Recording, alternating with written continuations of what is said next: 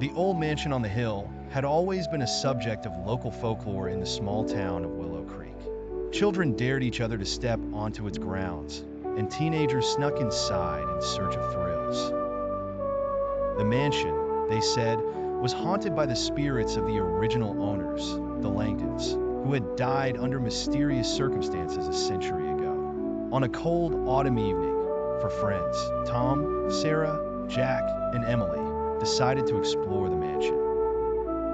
Armed with flashlights and a sense of adventure, they pushed open the rusty gates and made their way up the cobblestone path. The mansion loomed ahead, its windows dark and lifeless, the air thick with the smell of damp wood and decay.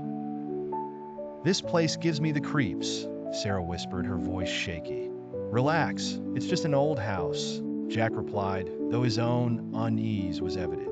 They stepped onto the porch, the wooden boards creaking ominously under their weight. Tom pushed open the front door, and it groaned loudly, as if protesting their entry. Inside, the mansion was a labyrinth of dust-covered furniture, cobwebs, and shadows that seemed to move on their own. The friends split up to explore different parts of the house, agreeing to meet back in the foyer in 20 minutes.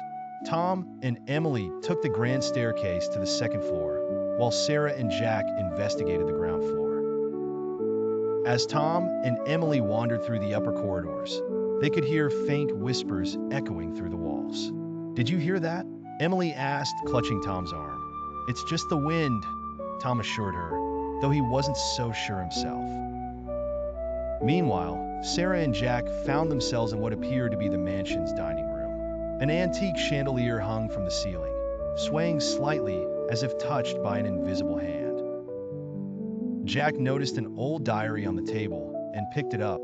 The diary belonged to Mrs. Langton, and its yellowed pages detailed the final days of the family.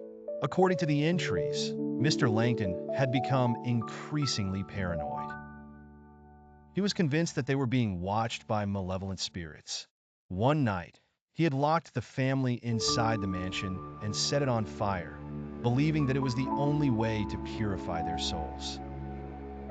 However, the fire had been extinguished before it could spread, leaving the mansion and the Langtons untouched but forever haunted. As Jack read the diary aloud, an icy wind swept through the room, blowing out their flashlights.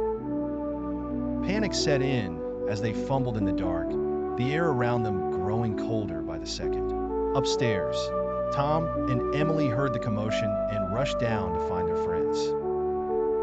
When they reached the dining room, they found Sarah and Jack huddled together, their faces pale with fear. "We need to get out of here," Jack said urgently, clutching the diary to his chest. Suddenly, the mansion seemed to come alive. The walls shook, doors slammed shut, and a low, mournful wail filled the air. The friends scrambled for the exit, but the house seemed determined to keep them inside. They finally managed to burst through the front door and stumbled down the porch steps, gasping for breath. As they looked back, they saw dark silhouettes standing in the windows, watching them with hollow eyes. They ran until they reached the safety of the town, vowing never to return to the mansion. The diary, however, remained in Jack's possession, a chilling reminder of their encounter with the unknown.